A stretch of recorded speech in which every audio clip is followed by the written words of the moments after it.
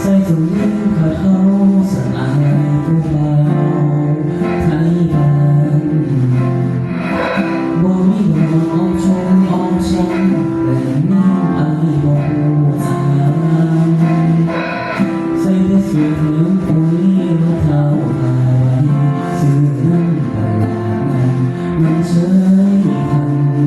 เทศอายบ่ทันสมัยผู้สาวเขาคนเดิมเราเป็นคนที่งามหลายอยากไปใส่ว่าใส่ไปบ้างว่าใส่เขาบ่สมกันยอมอยู่ว่าเคยกินเป็นพอดีแต่ข้าวันความจริง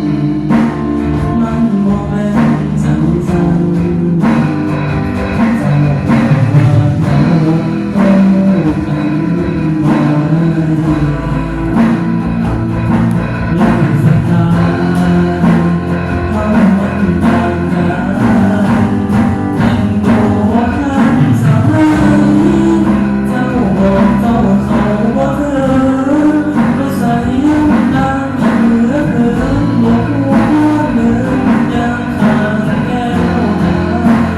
Thank you.